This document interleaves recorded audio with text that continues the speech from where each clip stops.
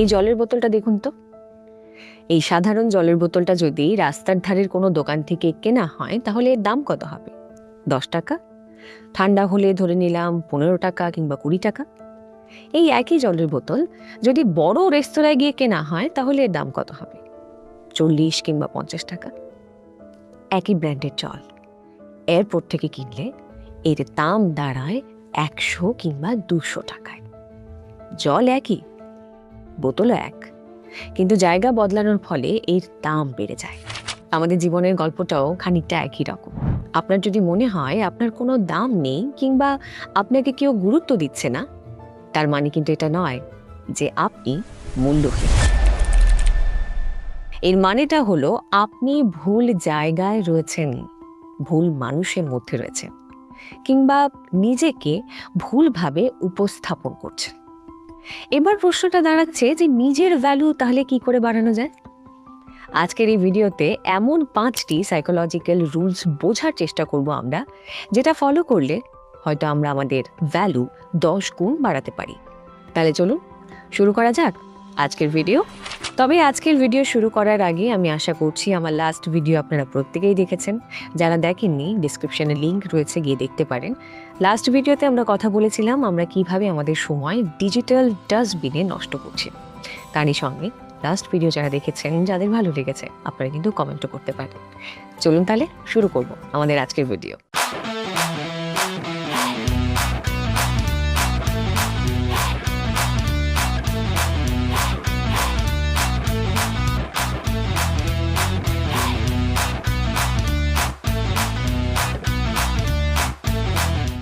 Rule number 1, be valuable, not available. ইকোনমিক্সের একটা সূত্র আছে জানেন তো, যার যোগান বেশি তার দাম কম। একটা ছোট্ট এক্সাম্পল দিয়ে বোঝাই। হাওয়ার দাম সবসময় কম, কারণ হাওয়া সব জায়গায় রয়েছে। কিন্তু হীরের দাম কোটি কোটি টাকা, কারণ সেটা তো দুর্লভ। যদিও বর্তমানে আমাদের পরিবেশের যা অবস্থা, সেখানে দাঁড়িয়ে বলতেই হয় যে হাওয়াকে আমাদের বাঁচাতে হবে, নয়তো ভবিষ্যতে সেদিনটা খুব একটা দূরে নেই যখন আমাদের সার্ভাইভ করার জন্যে ফ্রেশ এয়ার বাইরে থেকে কিনতে হচ্ছে। এনিওয়ে, আমরা আবার আমাদের বিষয়ে ব্যাক করছি। আপনি যদি কারোর জন্য সব সময় অ্যাভেলেবল থাকেন, কারোর একটি ডাকে আপনি আপনার সমস্ত কাজ ফেলে অনিচ্ছা সত্ত্বেও ছুটে যান, তাহলে সেখানে টেকিং ফর গ্রান্টেড হওয়ার একটা চান্স কিন্তু থেকেই যায়। মানুষ আপনার ব্যাপারে ভাবতেই পারে যে আপনার নিজস্ব কোনো কাজ নেই কিংবা আপনার সময়ের কোনো মূল্য নেই। তাই সব সময় সবার জন্যে অ্যাভেলেবল থাকা উচিত নয়। কখনো কখনো না বলতেও শিখতে হয়, কখনো কখনো নিজের কাজকে অগ্রাধিকার দিতে হয়। বিশ্বাস করুন, আপনি যদি আপনার সময়কে সম্মান করেন, তাহলে এই গোটা পৃথিবী আপনাকে সম্মান করবে। দ্বিতীয় রুলে যাওয়ার আগে আপনাদের থ্যাংক ইউ জানাতে চাই যারা এতক্ষণ ভিডিওটা দেখেছেন। আশা করছি শেষ অবধিও দেখবেন আর তারই সঙ্গে আমার এই চ্যানেল সাবস্ক্রাইবও করবেন। সো আমাদের আজকের second rule, power of mystery. কথা নয়, কাজে শব্দ করুন। দেখবেন এই পৃথিবীর সত্যিকারের পাওয়ারফুল বা নামিদামি মানুষরা খুব কম কথা বলেন। তারা হড়বড় করে নিজেদের সমস্ত কথা অন্য কাউকে বলেন না। দে আর গুড লিসনার্স, তারা শোনেন বেশি।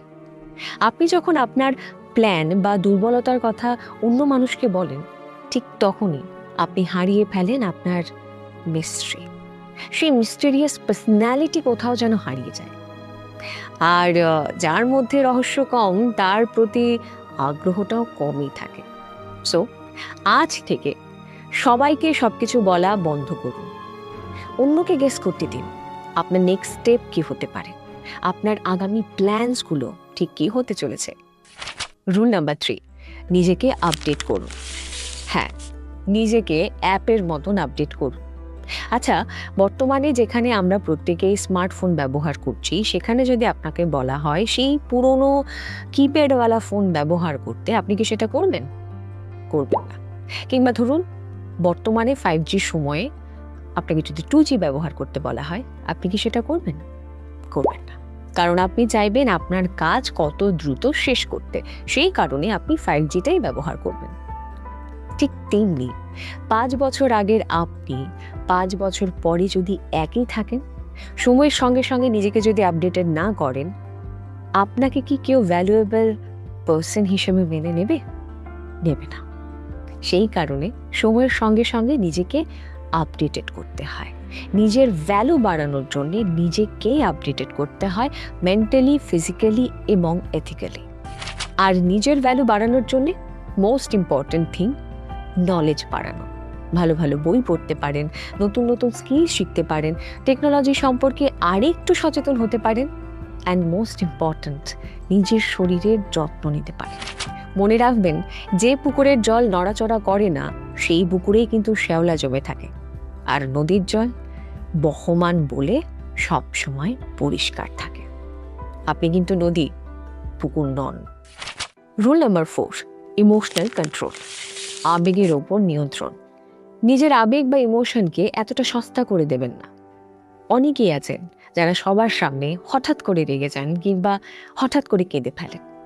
একটা কথা মনে রাখবেন, যে মানুষ তার কান্না আর রাগকে নিয়ন্ত্রণ করতে পারে না, এই সমাজ তাকে ইমেচিওর বলেই মেনে নেয়।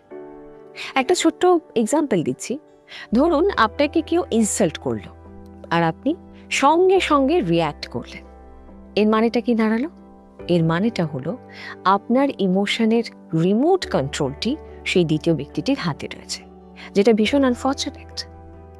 একটা কথা মনে রাখবেন, হাই ভ্যালুয়েবল পার্সনস কখনোই সঙ্গে সঙ্গে রিয়্যাক্ট করেন না। হ্যাঁ, তারা রেসপন্স করেন, কিন্তু রিয়্যাক্ট না। আপনার এই নীরবতা, এই শান্ত স্বভাব আপনার ব্যক্তিত্বকে অনেকটা ভারী করে তুলবে।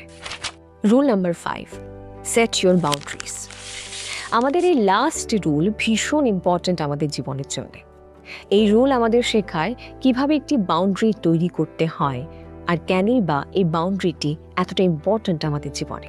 এই লাস্ট রুল আমাদের শিখিয়ে দেয় কিভাবে আশেপাশের মানুষকে বোঝাতে হয় তারা ঠিক কিভাবে আমাদের ট্রিট করবেন। আমরা প্রায়ই ভাবি, কেন আমার দোষ ছাড়াই আমাকে বারবার অপমানিত হতে হচ্ছে? কেন দোষ না করেও আমাকে অপমান করছে? কেন করছে? এর উত্তরটা তেতো হলেও সত্যি। কারণ আপনি সেটা অ্যালাউ করছেন। আপনি অপমান সহ্য করছেন। আপনি কোনো বাউন্ডারি সেট করেননি। আপনি সবাইকে অধিকার দিয়েছেন আপনাকে প্রতারিত করার, আপনাকে অপমানিত করার, আপনার দোষ না থাকা সত্ত্বেও। আপনি যদি নিজের অপমান সহ্য করে হাসতে থাকেন, তাহলে লোকে তো ভেবেই নেবে এটাই আপনার স্ট্যান্ডার্ড। সেই কারণে একটা বাউন্ডারি সেট করতেই হবে। আশেপাশের মানুষদের বুঝিয়ে দিতেই হবে যে এই বাউন্ডারির ভেতরে প্রবেশ করার অধিকার কারণ নেই। বিশ্বাস করুন, যেদিন থেকে আপনি আপনার সেলফ রেসপেক্টের সঙ্গে আপোষ করা বন্ধ করবেন, ঠিক সেদিন থেকে এই গোটা পৃথিবী আপনাকে সস্তা ভাবাও বন্ধ করবে। ঠিক সেদিন থেকে আপনার value day by day increase করবে।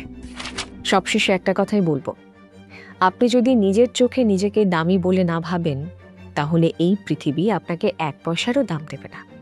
তাই আজই আয়নার সামনে দাঁড়িয়ে নিজেকে বলুন, ইয়েস আই অ্যাম স্পেশাল। আর তারই সঙ্গে চেষ্টা করুন এই 5টি রুল মেনে চলার। আমার দৃঢ় বিশ্বাস আপনার জীবনে কিছুটা হলেও পজিটিভ পরিবর্তন আসবে। এই 5টি রুলের মধ্যে আপনার কোনটা সব থেকে বেশি ভালো লাগলো কমেন্ট করে আমাকে জানান। তারই সঙ্গে সাবস্ক্রাইব করুন আরজে সুনন্দার ইউটিউব চ্যানেল। সো দেখা হচ্ছে পরের ভিডিওতে।